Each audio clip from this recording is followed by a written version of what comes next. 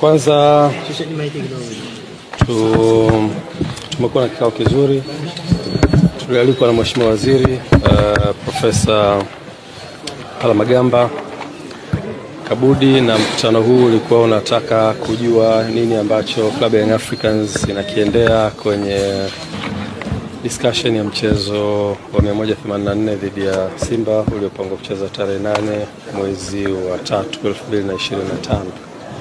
Uongozi wa Club ya Young Africans pamoja na ukiwa umeambatana na excom wake wote pamoja na mtendaji mkuu uliweza kukutana na Mheshimiwa Waziri na Mheshimiwa Naibu Waziri, Mheshimiwa Katibu Mkuu, Mheshimiwa Naibu Katibu Mkuu na mwenyekiti wa Baraza la Michezo la Taifa kwa ajili ya kujadili kitu ambacho kilitokea.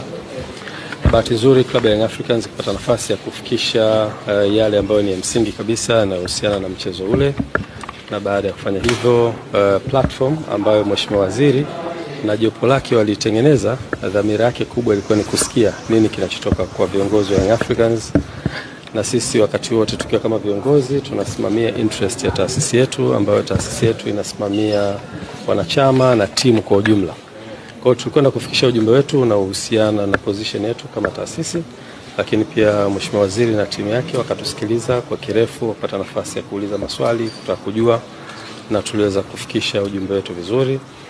Na Mheshimiwa Waziri alikuwa na mwanzo mzuri kwa kueleza kwamba platform hiyo sio platform inaweza kufanya maamuzi, isipokuwa ni platform ya kutafuta solution ya tatizo ambalo limetokea. Kwa hiyo alikuwa anataka kujifunza kutoka kwa Young Africans nini hasa kinachowasibu na nini position yao.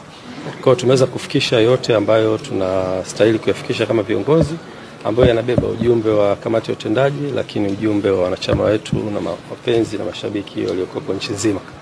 Ujumbe huo umefika, Mheshimiwa Waziri na timu yake wamepokea, tumewaachia wafanye kazi na tumekubaliana tutakuwa na vikao vingine endelevu kwa ajili ya kutafuta solution ya jambo hili. Kwa hiyo nichukue fursa hii kuifikisha message hii kwenu kwa wanahabari ili muweze kujulisha umma wa Tanzania, lakini pia nichukue fursa hii kuambia wanachama na mashabiki wa Club ya Young Africans, sisi tuko hapa kwa ajili ya kusimamia interest za taasisi yetu, na ni watoe hofu ya namna yoyote, wasiingiwe na hofu ya namna yoyote.